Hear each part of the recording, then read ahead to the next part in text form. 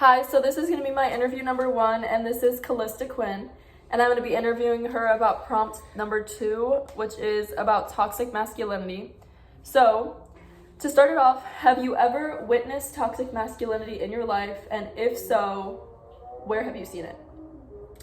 Definitely with people in my own age group, I see a lot of toxic masculinity, just purposely discriminating against women and shutting themselves off and acting in a certain way with other men in a way that's not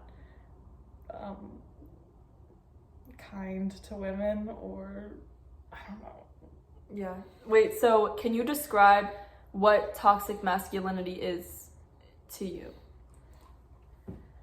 To me, it's using your gender as a justification to act in a way that's not good. Mm-hmm. And yeah. So along with that, when they, as you've said, when men are acting specifically masculine, mm-hmm. as the society has pointed them towards acting, mm-hmm. what are some character traits or things that would define them as fitting in that masculine stereotype? I think being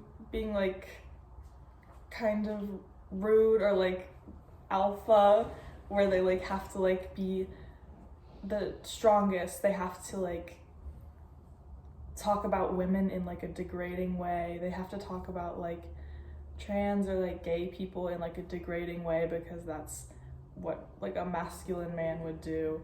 And they're not allowed to express themselves in artistic ways. There's very much so a defined what a man should be, and if you're sticking to that too much, you're gonna miss out on all aspects of life. If you can't just let loose, and you are staying in the man code.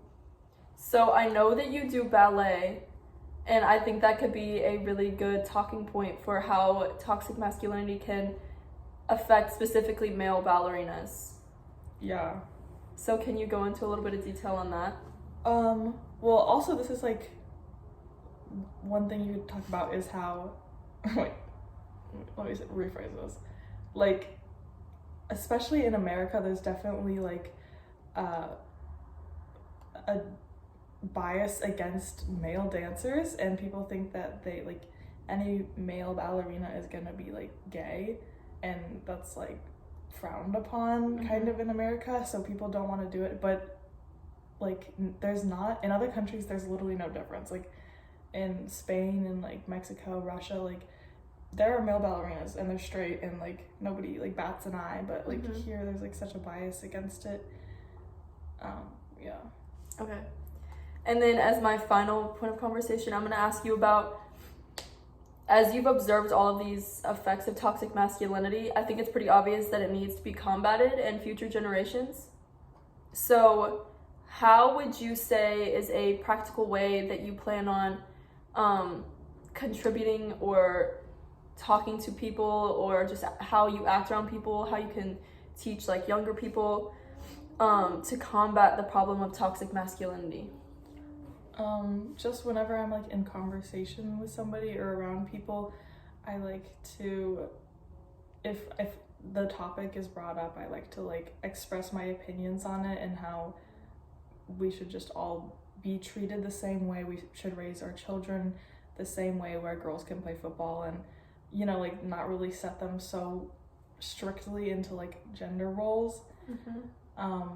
And also in conversation, I do bring up that I like masculine stuff. I like war movies, and I like playing football, but that doesn't mean that there's anything wrong with that, the same way that there wouldn't be anything wrong with a man being a ballerina or anything like that. And I don't think you should judge them for that.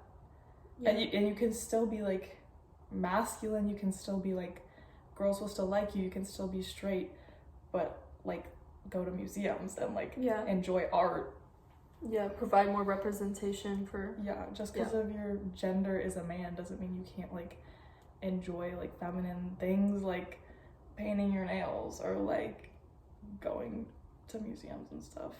Yeah. Okay, well, thank you so much. That'll be everything.